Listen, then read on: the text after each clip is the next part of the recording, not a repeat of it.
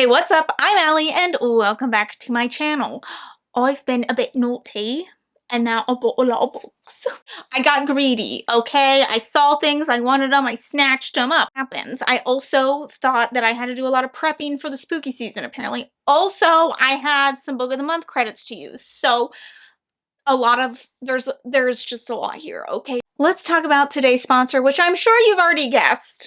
It's a book of the month because I am obsessed. I am obsessed with book of the month. So thank you so much, Book of the Month, for sponsoring this video. If you don't know what Book of the Month is, it is a monthly book subscription service. There are several different books that you can choose from each month. They're normally new, debut, exciting books. They tend to have a genre for everyone on there, something for everyone. You're guaranteed a good book. It's such a great price for a hardcover book.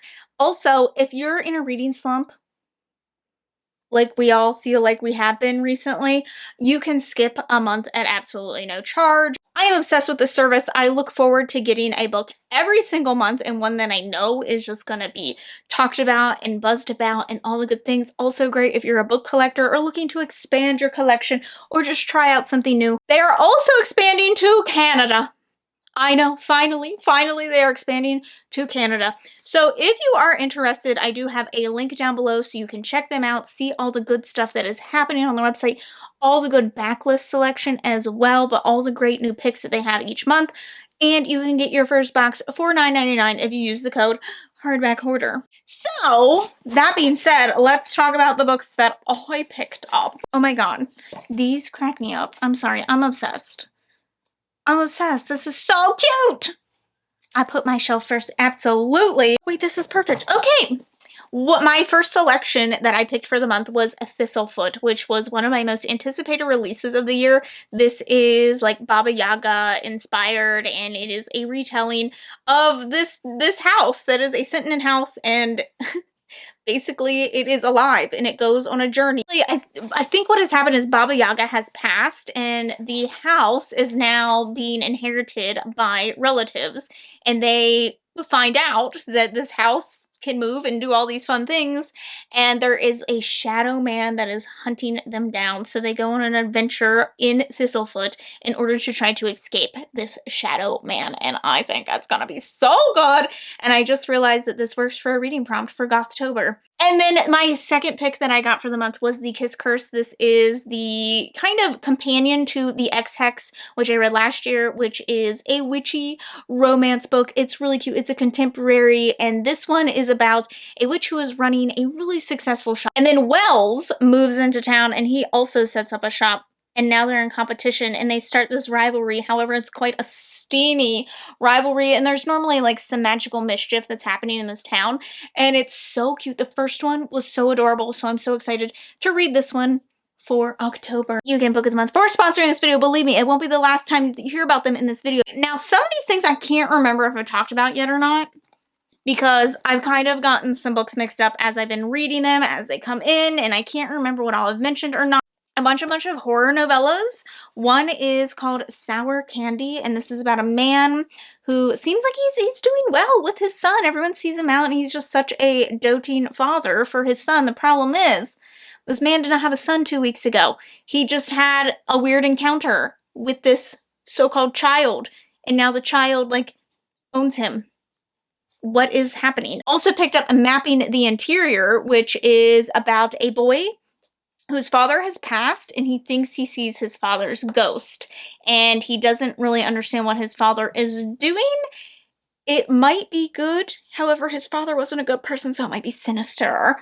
So that one sounds good. Also picked up True Crime. This is about siblings who they grow up in an abusive household, they kill their mother, and then they go on a killing spree across the country. One of the things that I picked up for the month is Heart-Shaped Box by Joe Hill. I've heard really fantastic things about Joe Hill's writing. I've been a little hesitant because he is Stephen King's son, and I don't really like Stephen King's work, but he obviously is his own person, and I'm hoping that I actually enjoy his writing. So this follows Judas, who is known for collecting really weird, morbid oddities, and he ends up getting his newest piece in his collection, which comes in a heart-shaped box, and it actually is still inhabited by the person that died in the suit. And this old man is just watching everywhere he goes. So I don't know, I've heard good things about it. I also picked up Adjustment Day, which is a satire, a political satire, and it's basically about how the world is getting ready to be on the verge of a war because there are too many men, and that's a problem. It goes way deeper than what I am explaining it to be, so I'll tell you more once I get through it. Chuck Palahniuk is known for things that I really gotta think about. So then I have an arc that literally just arrived like 2 days ago, and it's from Sourcefire. Oh, thank you so much, Sourcefire, for sending this to me because it seems so fantastic. It does come out April 2023, and it's called Tell Me What Really Happened. Now, this is about a group of friends that goes on a camping trip in the woods, and then one of them goes missing. And when the other ones return, they are all under suspicion, and they all have a different story of what happened that night. Suspicious. So, like, some truth's gotta come out if they're gonna end up finding their friend. And this is the kind of shit that I live for. A camping mystery? Yes, please. Thank you. So, yes, April 2023 is when that comes out, and keep an eye on that. I also picked up Dracula, My Love, and this is a kind of a retelling of Dracula, but it's about a woman who is happy in her marriage until she comes across this very enchanting man, and she ends up kind of in a whirlwind romance with him, being really swept away by him, and kind of stuck between the two, between, you know, the person that she has known and loved and this new, very charismatic person in her life, only to find out that he is Dracula. So I love a good kind of spin on a classic, and this one sounds so good. Plus, I'm like obsessed with the vibes of this cover. I don't know. Also picked up the Poe Shadow, and this is kind of about the mystery that is Edgar Allan Poe's death. And this follows an investigator who decides to put his career on the line to figure out what actually happened to Edgar Allan Poe. He starts digging into it and gets involved with a lot of things that he really does not want to be involved in. So I think this is fascinating. I think a lot of people have a lot of questions about Poe's death because it is so weird. So I think this will be kind of an interesting read to see how someone has kind of spun it into a story. Kind of surprised. I saw this book at the used bookstore, and it looks like it's barely been read. It looks like it might be indie or self-published, and I've been looking for some more spooky indie stuff to read. So this is The Demonic. This is about a girl who vows to never return home until her father dies, and so she has to go and kind of tie up all the loose ends that come with that. However, she finds out that some ghosts are much more real than she thought, and there is something actually waiting and lurking for her in the house. So that sounds spooky, and I'm here for it. I also, on a whim, I stopped at a Barnes & Noble. It's a rare occasion for me, and I saw Court of the Vampire Queen, and I was like, you know what? I haven't read a Katie Robert book yet, so let's do it. Now is the time, because vampire romances, vampires are just sexy, and they're supposed to be. Like, it's just built into their character, but like, what if there's 3 of them? I'm here for that. I'm here for that. This is about a half vampire, half human girl who is kind of sold by her father to this really powerful vampire, and has a reputation of not being a very nice person, right? But as she gets to know him more, she is really drawn to him, really attracted to him, and he ends up introducing her to his 2 friends as well, and the 3 of them surrounding her, all 4 of them together, they're gonna do things. I think it has something to do with, like, power and what, like, they're gonna go against her father, but, like, they're gonna do things.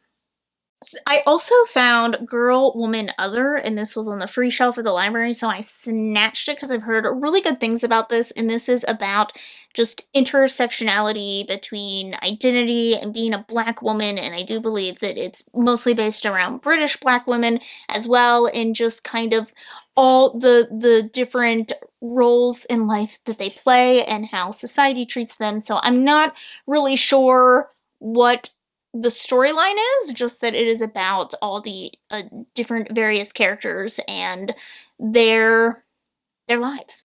And then, oh my gosh, Melissa so kindly sent me, hang on. Melissa so kindly sent me these Twisted Bonds. I am currently waiting I believe, on my Fairy Loot edition to come.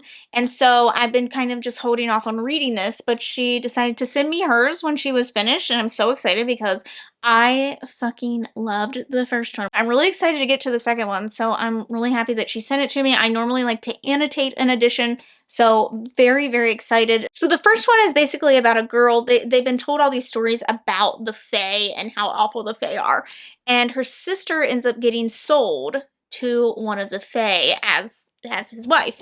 So she goes into the Fae world in order to try to save her sister, and along the way she ends up falling for someone and also teaming up with kind of an opposing Fae person in like an impending war, basically, and finds out that it's a little more complicated than what she thought, and also she might be falling in love with someone from there, and the last one left on quite the cliffhanger, so I need to know what happens. I'm very excited, but Melissa also sent me a book sleeve that she had made. I will have her store linked down below because I am obsessed with this book sleeve. It has a thing on top, you know, that keeps it nice and sturdy in here. It's also very nice and sturdy material. It has a pocket in the front, which I've been keeping my tabs in, and then also a zipper pocket that I've been keeping my pens in. Great for annotating, but also just great to have. This is the large size as well, but I will have a link down below. We're also going to be giving away one of these at my 24-hour reading sprint live show. So thank you so much, Melissa, for sending those to me. You the best. I bought some editions of books that I haven't even read yet. I'm sure you can guess what it is because I am assuming it's a dark academia. I'm assuming I'm going to love it. I don't even know which one's which. I'm going to be honest. I don't know which one's which. I bought 2 special editions. Don't ask me. One was a Lumacrate, I think. I think this one was a Lumacrate, maybe, possibly. This is Babel. Okay, so this is the first one that I got. It's gorgeous. I love the coloring of this one the most. It also came with 2 book jackets, so it actually has the original book jacket under it, and then it has this new one on top, and I am obsessed. Absolutely obsessed with these illustrations. Oh my god. So got the Fairy Loot. It was the adult fantasy book, and I didn't even realize that this is what we were getting, so I ended up getting this edition as well, which is also stunning, amazing, beautiful, fantastic, and this one has like illustrations and whatnot inside of it, so I'm really happy I got those. I know that there are a ton of special editions that came out for this. I honestly don't know much about this. I'm gonna just put it straight out there. Just that it is a dark academia book. It has to do with the power of language and how language has transformed and how it is basically a magical thing in this world. And I believe we are at a university and something about the university is not going well and we have to escape it. That's my guess. I also have last month's book of the month picks, which were Killers of a Certain Age. This one sounds so funny, so good. It is basically about these female assassins that are old and they need to retire. So the agency has basically given them like this trip in order to retire, but they realize that the agency is actually trying to kill them. So they have to put their skills together in order to fight against the agency. I'm obsessed. I'm obsessed with this idea. We need all the older assassins in the world, and I think that this is just sounds so fun. And I also got The Attic Child, and this is in 2 different time periods, and the first one follows basically a servant who has been locked away in this attic, and then also later we follow an orphan that has been locked away in this attic, and how things in the attic kind of tie to each other and how they get through it in a way together. And then we have, I believe this was Fairy Loot's pick last month, and that's the Darkening, and this is a fantasy about basically a girl who is on the run. Her mother has died, and she's on the run for things that her mother had done. And the prince he is just tasked with basically protecting the kingdom and whatnot, and there's like the storm thing involved anyway. He is to protect everyone against the storm.